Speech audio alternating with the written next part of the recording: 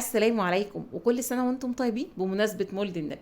في مولد النبي والدتي الله يرحمها كانت لازم تعمل لنا كسكسي، ودي كانت من الطقوس بتاعتها الله يرحمها. النهارده هنعمل كسكسي بطريقه سهله وبسيطه، مش هنحتاج غربال بدون اي تعقيدات، والنتيجه اكتر من رائعه. يلا بينا نسمي الله ونصلي على رسول الله ونروح نشوف احنا عملناه ازاي. عندي كيلو من الدقيق، كمان هيبقى عندي ميه وعليها ملح. تمام كده. طبعا الدقيق منخول، ابتدي ان انا ارش رش كده بسيط على الدقيق زي ما انت شايفه كده، رش بسيط، ما تكتريش ميه عشان ما يعجنش معاكي. ترشي وتبرمي زي ما انا بعمل كده، كل ما تحتاجي ميه بالراحه كده ترشي رشه وتبرمي. هنفضل بقى كده نرش ونبرم فيه لحد ما نوصل لمرحله انه ما يبقاش فيه دقيق تماما، لحد ما الدقيق ده يختفي تماما وكله يتبرم معانا ويفتل.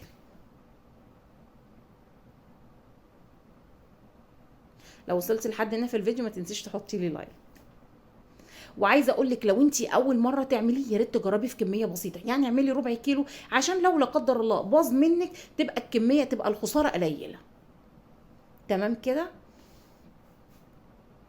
هنا بقى كده كان خلاص الدقيق اختفى ووصلنا للشكل اللي انت شايفاه ده. طبعا احنا في المرحله دي هنحتاج غربال، لا احنا مش هنحتاج غربال خالص، هنستغنى عنه.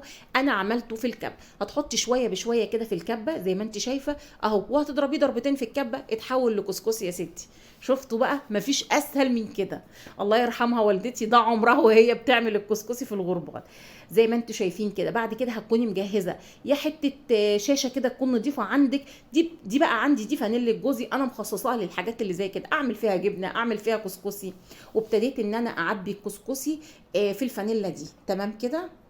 في الوقت ده بقى تكوني انت محضره الميه على النار بتغلي. هنا الميه كانت بتغلي على النار، دي حله بخار، انا بصراحه ما عنديش حله بخار وشحتها من سلفتي. حله بخار بتبقى حله وفوقها مصفى. طبعا الميه هنا غليت، حطيت الكسكسي. تمام كده. وهنغطي عليه، هنسيبه بقى قد ايه؟ هنسيبه بالظبط تلت ساعه. تمام. بعد تلت ساعه كده، كان فات تلت ساعه، هقلبه على الناحيه التانية واسيبه كمان تلت ساعه. طبعا هنا كميه قليله، ده كيلو واحد، لكن لو انت عامله كميه اكبر هتسيبيه وقت اطول على النار. تمام كده. طبعا الحراره كانت رهيبه، مش قادره امسكه بايديا. هنا بقى بعد ما فات بالظبط ساعه الا ربع فضيته في نفس الطبق اللي انا كنت عامله فيه الكسكسي. فضيته بس كان سخن جدا. طبعا استعيني بمعلقه او حاجه لان سخن جدا مش هتقدري تحطي ايدك فيه. ما تخافيش خالص من الكلكعه دي، الكلكعه دي لو انت مجرد ما تمسكيها بايدك هتفك معاكي.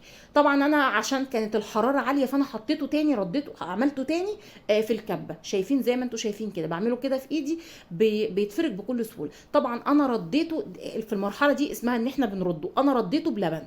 لو انت مش حابه ان انت تحطي لبن او ما عندكيش لبن ممكن ترديه بميه، بس طبعا اللبن بيخليه اطعم. انا استعملت مجين كبار من الحليب، حليب طبعا كامل الدسم.